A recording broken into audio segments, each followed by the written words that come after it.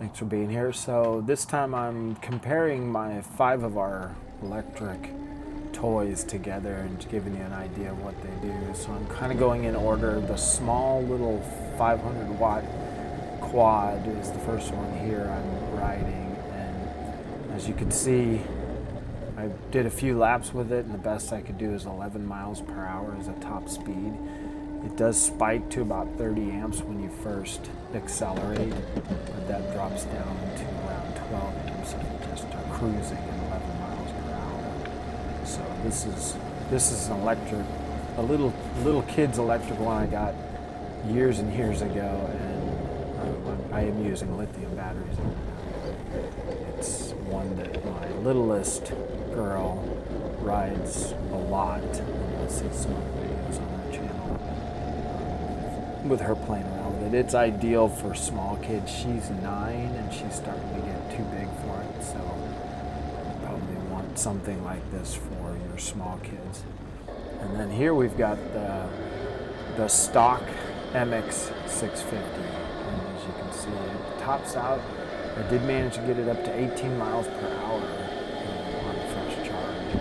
Settles in at 17 most of the time. It's the stock 650 motor that comes with it. I am using lithiums and everything, so this is a 10S pack of lithiums batteries.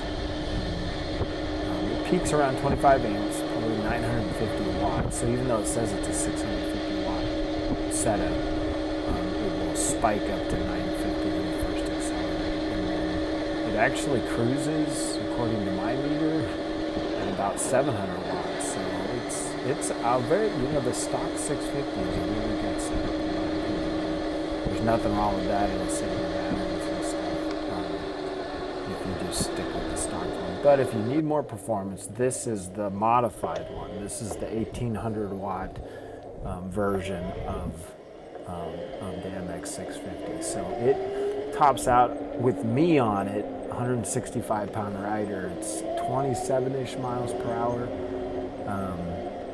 My kids can push it to 30 because they don't weigh as much as me.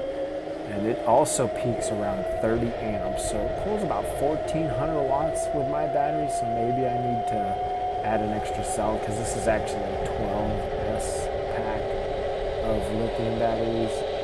If you went with 13, probably would push the numbers up closer to that 1800 watts. But to me, 27 miles per hour on a little bike like this is really good. If you're needing something to zip to school or even out in the dirt, this thing pulls wheelies and stuff.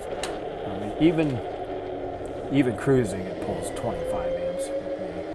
And then this is a Plasma X. This is my bigger dirt bike that I have. It is actually a 60 volt setup, and it's rated for around 2000 watts, or at least that's kind of what it was when I bought it. Who knows? According to these numbers, as you can see on the speedometer and everything, it topped out around 28 miles per hour, and it also pulls about 30 amps. So because it's a 60 volt instead of 48 volt, it's pulling about 1800 watts. And it does settle down. If you just tap, if you full throttle, it'll settle down to about 25 amps. So you'll be pulling about 1500 watts if you just, full throttle for miles. Again, if you're just cruising around. So this one's a lot of fun. We have this. When we take these out to the dirt, this is the one that bigger kids can ride. It works out really well. Again, you're starting to push the numbers. And then this is the quad, my big quad that I converted years ago.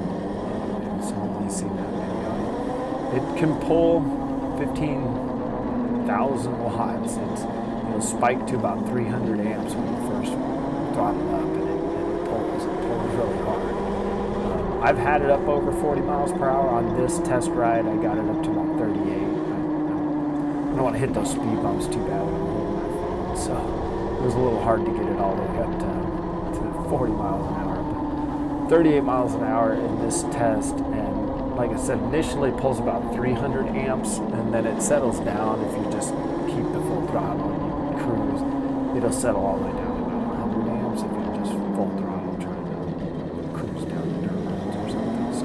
That's still 5,000 watts, and it's a 50 amp hour battery I have in this, so this thing really goes. This one, everybody loves riding this one. In the dirt, it's a blast.